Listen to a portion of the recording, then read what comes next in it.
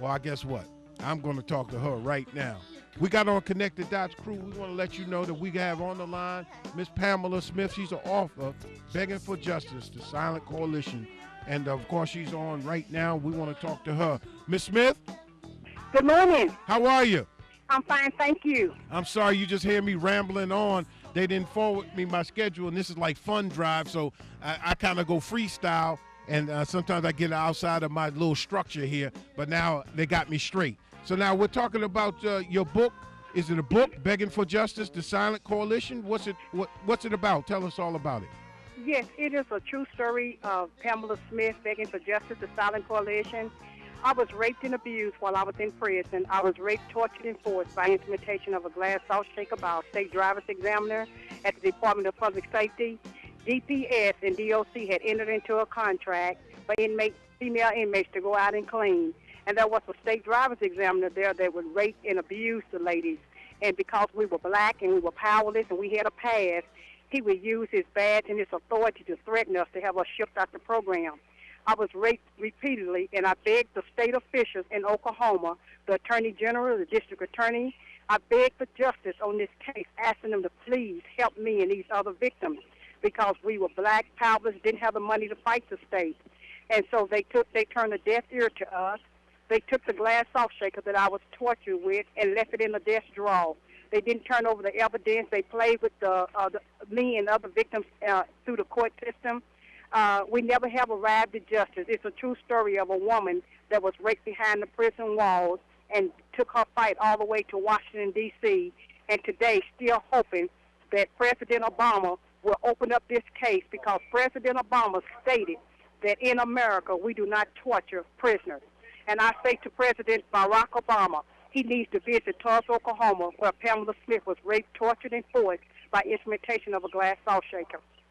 Wow, that's a heck of a story. Well, we can get more information on this at www.PamelaSmith4U.com. That's PamelaSmith4U.com. And this is a book you wrote about prison abuse, and you'll be here this weekend at the Black Expo? Yes, I will. I'll be at the George R. Brown Convention Center at the Expo May 16 and 17. I'll be featured there as one of the authors, signing books and telling my story.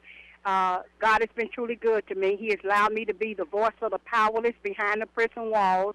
And I continue to speak for many victims because when people are abused in prison, some people say, well, they deserve that. No, they don't. When you go to prison, the judge sentenced you with a JNS, which is your judgment and sentence. And in your judgment and sentence, he does not say you go to prison to be raped, abused, tortured, and threatened. Inmates violate their freedom. They still have something called their constitutional rights.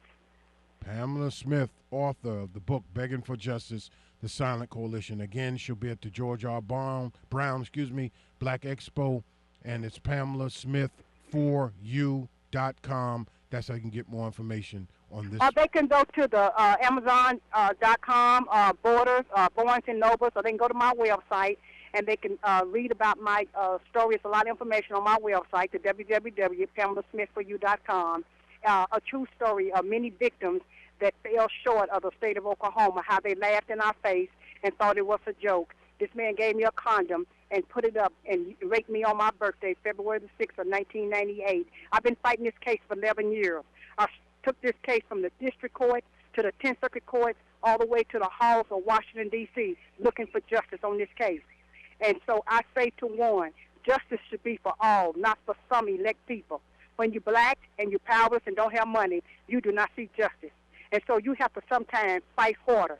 And I fought this case behind the prison walls because I've seen so many young girls being abused and raped, as well as myself, behind the prison walls. Not only does female offenders be raped and abused, they rape and abuse male prisoners as well. Wow. And so we're trying to do what we can to put a curtail on the prison abuse. I say that please don't cast your family off because they made a mistake. Still stand by them. Stop the prison abuse that's going on behind the prison walls.